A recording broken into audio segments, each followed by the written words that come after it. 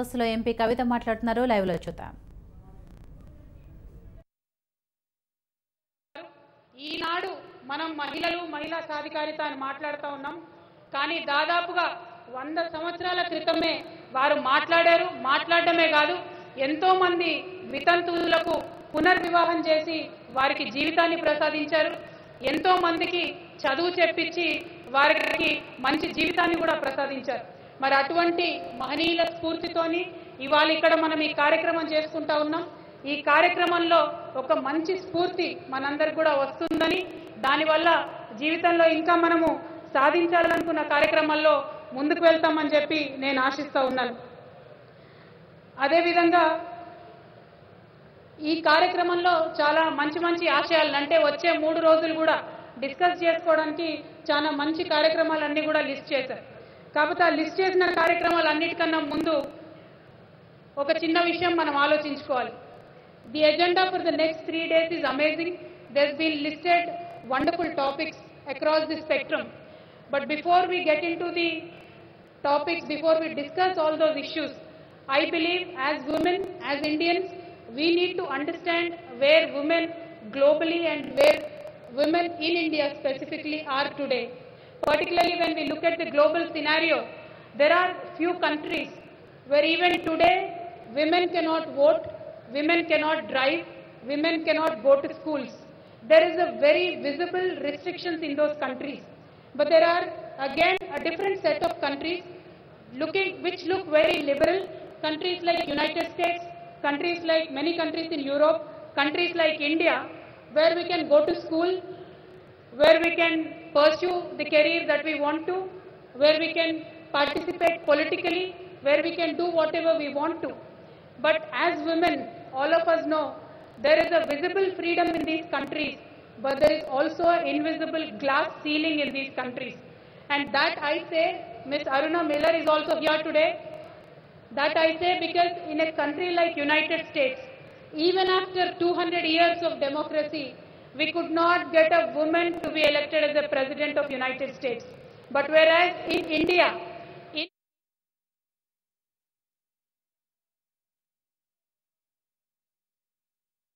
మనస్ఫూర్తిగా కోరుకుంటా ఉన్నాను. ఈ ప్రాంగణంలోకి నడిచొస్తా ఉంటే గురజాడ అప్పారావు గారు చెప్పినటువంటి మాట ఒకటి నాకు గుర్తొస్తా ఉన్నది. ఆధునిక స్త్రీ చరిత్రను పునర్లిఖిస్తుంది అని గురజాడ అప్పారావు గారు చెప్పారు. ఈ గడ్డకు సంబంధించినటువంటి భారతదేశం గర్వించదగ్గటువంటి ముద్దు బిడ్డల్లో ఒకరు గురజాడ అప్పారావు గారు. ఈనాడు మనం మహిళా సాధికారిత అని మాట్లాడుతూ ఉన్నాం.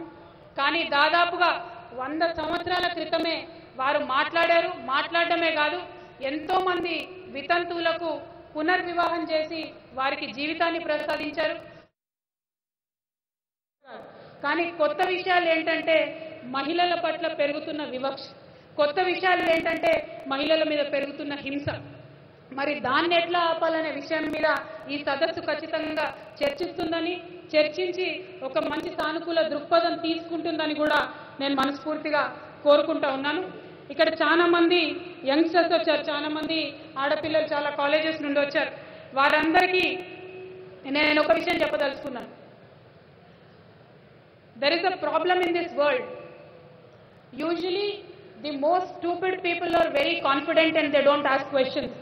But the most intelligent people and the people who want to learn, in the doubt that what other people would think, do not ask any questions. But all the young girls present here today, I would like to request you, please ask questions. Please ask for help. Many of us sitting here, the leaders, all of us, we are willing to support you. We want you to do very good in your life. You don't have to necessarily come into politics. But whichever stream of line you select, whichever stream of line you want to work in, we are willing to help you, mentor you and guide you. So one thing you should kindly remember, all the young women here, is to question everything. Question your teachers, question your politicians, question your parents. Kindly do not stop, do not hesitate. I believe that is the one mantra which will take us women to a greater heights. Apart from that, of course, today's topic has been on mentorship. Mentorship అనే concept usually బిజినెసెస్లో western కంట్రీస్లో ఎక్కువగా మాట్లాడతాము. మన భారతదేశంలో తక్కువగా అవగాహన ఉన్నటువంటి concept. Mentorship అంటే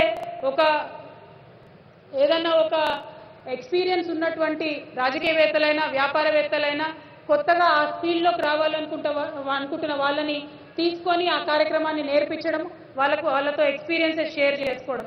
ఈ మంచి కాన్సెప్ట్ని ఇక్కడ కోడెల శివప్రసాదరావు గారు మరి ఇంట్రడ్యూస్ చేయడం నిజంగా వారి స్ఫూర్తిని చూపుతూ ఉన్నది. ఆ స్ఫూర్తిని మరి నేను కూడా ముందుకు కొనసాగించదలుచుకున్నాను. చాలా మంది ఢిల్లీలో అబ్బాయిలు ఎంపీస్కి లెటర్స్ రాస్తూ ఉంటారు, మేడం మీ దగ్గర ఇంటర్న్షిప్ చేస్తాం మేము అని. నా దగ్గర కూడా ఒక 5-6 మంది పిల్లలు ఇంటర్న్షిప్ చేస్తూ ఉన్నారు. మన తెలుగు రాష్ట్రాల నుంచి ఉన్న అబ్బాయిలు ఉన్నారు, వేరే రాష్ట్రాల నుంచి వచ్చినటువంటి అబ్బాయిలు ఉన్నారు. కానీ ఇంతవరకు నాకు ఏ ఒక్క అమ్మాయి కూడా మేడం మీ దగ్గర ఇంటర్న్షిప్ చేస్తానని రాయలేదు.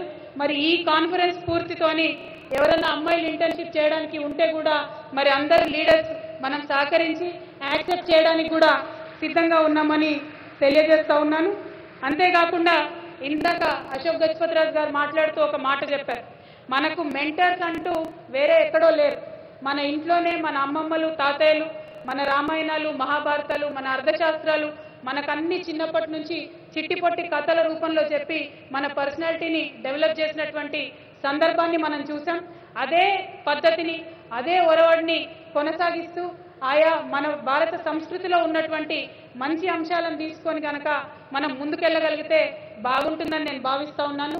దీనికి బెస్ట్ ఎగ్జాంపుల్ ఏంటంటే మన తెలుగు రాష్ట్రాల్లో ఎక్కడో గ్రామీణ ప్రాంతాల్లో ఉన్నటువంటి ఒక పేద మహిళ కూడా తనకు వచ్చేటటువంటి చాలా కొద్ది ఆదాయాన్ని ఆమె ఇంటికి వాడుతుంది, పొదుపు చేస్తుంది, చాలా గుట్టుగా తన సంసారాన్ని చేసుకుంటుంది. నిజానికి డిమానిటైజేషన్ అప్పుడు ఆర్బీఐ గవర్నర్ గారికి కూడా అంత ప్రతిభ ఉండదు కాపాడుకోవడానికి. ఒక గ్రామీణ మహిళకు ఉండేటటువంటి ప్రతిభ, మరి అంత గొప్పతనం అంత ప్రతిభ మన మహిళలకు ఉన్నది. దాన్ని కాపాడుకొని ఆ క్షేత్రస్థాయి నుండి పైకి తీసుకొచ్చే కార్యక్రమాలు చేయడానికి ఇటువంటి కాంక్లేవ్స్ ఇటువంటి కార్యక్రమాలు ఉపయోగపడతాయని చెప్పి నేను బలంగా విశ్వసిస్తూ ఉన్నాను.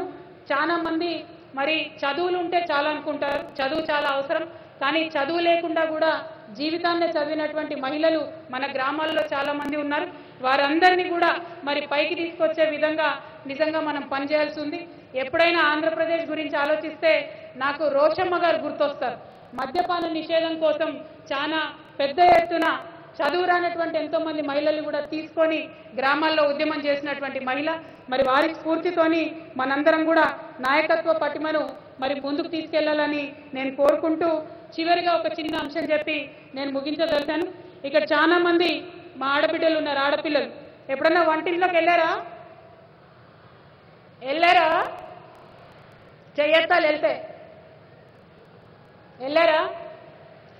జనరల్గా మన ఇళ్లలో ఏం జరుగుతుందంటే మన నాన్నలు చెప్తా ఉంటారు, మా భార్య మహారాణి, మా ఇంటికే మహారాణి అని చెప్తారు. ఇంటికే మహారాణి అని చెప్పినామా లాస్ట్కి వంటింటికి మహారాణి అవుతుంది. సరే వంటింటికి మహారాణి కదా, మరి వంటిల్లంతా మనదే అనుకొని వంటింట్లోకి వెళ్తే వంటింట్లో ఉండే పాత్రల మీద కూడా నాన్న పేరే కనపడుతుంది తప్ప అమ్మ పేరు ఎక్కడ కనపడదు. ఏనాడైతే అది కొద్దో గొప్ప మారుతుందో తప్పకుండా మహిళా సాధికారతకి మనం బాటలు వేసిన వాళ్ళం అవుతామని చెప్పి నేను విశ్వసిస్తూ మరి అన్ని మార్పులకు ఇది ఒక మంచి వేదిక అవ్వాలని అమరావతికి వచ్చి నాకు మాట్లాడే అవకాశాన్ని ఇచ్చినటువంటి గౌరవ పెద్దలందరికీ కూడా మరొక్కసారి పేరున కృతజ్ఞతలు తెలియజేసుకుంటూ సెలవు తీసుకుంటున్నాను. Thank you. జై తెలంగాణ, జై ఆంధ్రప్రదేశ్, జై Hind. Thank you, madam. Thank you for that inspirational address. మరి శ్రీమతి కల్వకుంట్ల కవిత గారికి సత్కారం స్పీకర్ గారి చేతుల మీదుగా శాలువా మరియు మెమెంటోతో.